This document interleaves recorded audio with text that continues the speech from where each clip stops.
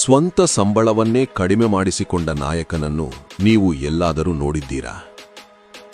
ಅದು ಸ್ವಾತಂತ್ರ್ಯ ಹೋರಾಟದ ಸಮಯ. ಶಾಸ್ತ್ರೀಜಿ ಜೈಲಿನಲ್ಲಿದ್ದಾಗ ಅವರ ಕುಟುಂಬ ನಡೆಸಲು ಲಾಲಾ ಲಜಪತ್ ರಾಯ್ ಅವರ ಸೊಸೈಟಿ ತಿಂಗಳಿಗೆ 50 ರೂಪಾಯಿ ನೀಡುತ್ತಿತ್ತು. ಒಮ್ಮೆ ಪತ್ನಿ ಲಲಿತಾ ಶಾಸ್ತ್ರಿ ಜೈಲಿಗೆ ಬಂದಾಗ ಶಾಸ್ತ್ರೀಜಿ ಕೇಳುತ್ತಾರೆ, ಮನೆ ಖರ್ಚಿಗೆ ಆ 50 ರೂಪಾಯಿ ಸಾಲುತ್ತಿದೆಯೇ ಎಂದು. ಆಗ ಪತ್ನಿ ನಗುತ್ತಾ, ಹೌದು, ನಾನು 40 ರೂಪಾಯಿನಲ್ಲೇ ಮನೆ ನಿಭಾಯಿಸಿ 10 ರೂಪಾಯಿ ಉಳಿತಾಯ ಮಾಡಿದ್ದೇನೆ ಎನ್ನುತ್ತಾರೆ. ಇದನ್ನು ಕೇಳಿ ಶಾಸ್ತ್ರೀಜಿ ಖುಷಿ ಪಡಲಿಲ್ಲ. ಬದಲಾಗಿ ಕೂಡಲೇ ಸೊಸೈಟಿಗೆ ಒಂದು ಪತ್ರ ಬರೆದರು. ಏನಂತ ಗೊತ್ತಾ? ನನ್ನ ಕುಟುಂಬಕ್ಕೆ 40 ರೂಪಾಯಿ ಸಾಕು, ನನ್ನ ಪತ್ನಿ 10 ರೂಪಾಯಿ ಉಳಿತಾಯ ಮಾಡುತ್ತಿದ್ದಾರೆ.